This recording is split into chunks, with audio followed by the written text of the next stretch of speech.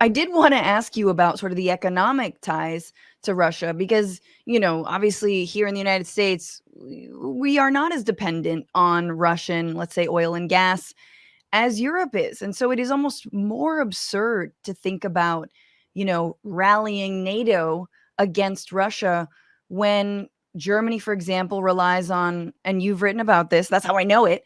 Germany relies on gas from Russia and gas exports. So, like, just talk about that, like, sort of bizarre, the economics at play here, and also maybe what sanctions, we're talking in the United States Congress of the mother of all sanctions on Russia. Well, what does that mean? Well, just as NATO is prepared to fight Russia physically to the very last Ukrainian, so the United States is prepared to fight Russia economically down to the very last German.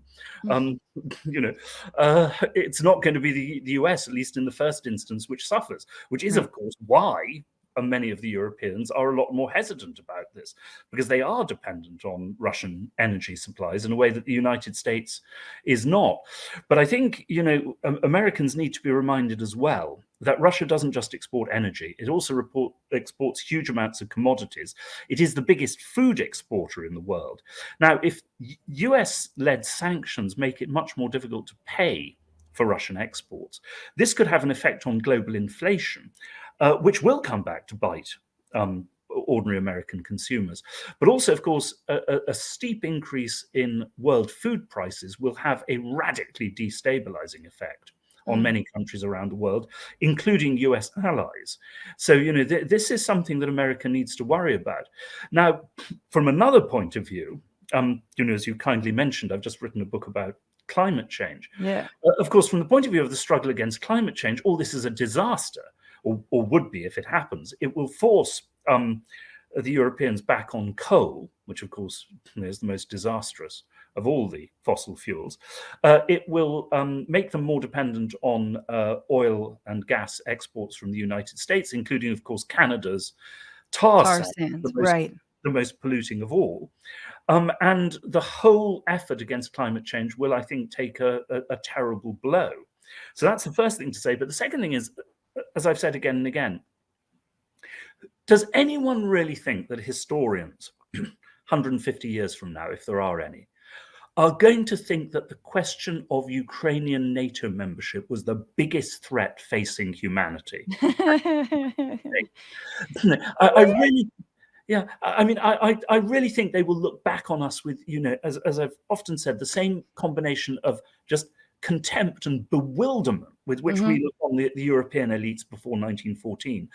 How could these people have been so stupid, Yeah. as to neglect the common threat to everybody for the sake of these, symbolic posturing, preening, geopolitical theatrics. Yeah, 100%. I mean, I'm thinking of if we invested even half of the $770 billion in supporting, like it could still be foreign policy, but it would be, helping green energy and helping solar and wind farms and, like build up in Ukraine, even if you want, which actually I think Russia would really hate if we help them build up green energy. So we wouldn't have to necessarily go that far, but it is interesting. You're like, if we actually were all not susceptible to the fossil fuel war end game, and that was not a factor in this, and nor was the military industrial complex. I'm just dreaming, Anatol, just painting a very fluffy little picture, like Bob Ross, but for foreign policy. Well, I suppose we could all support what somebody or other called a foreign policy for the middle classes.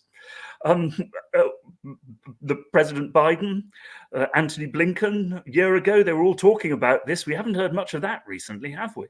No. A foreign policy that would actually serve the interests of ordinary Americans.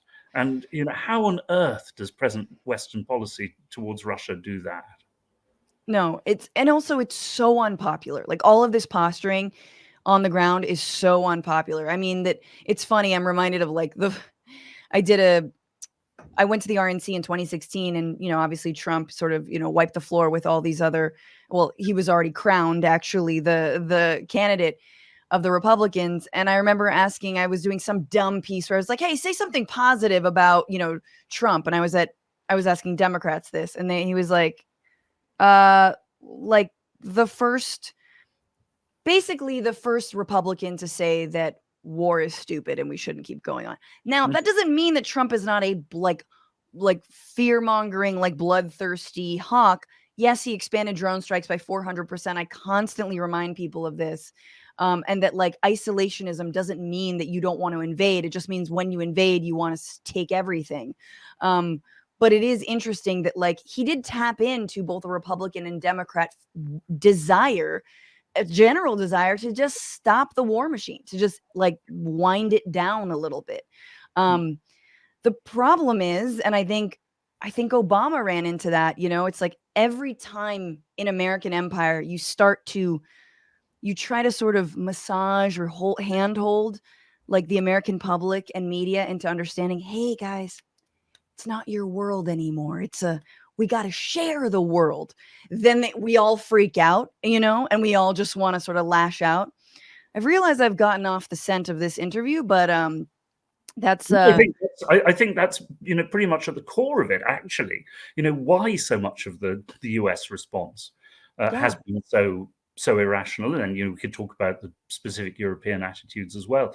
But I think that's absolutely right.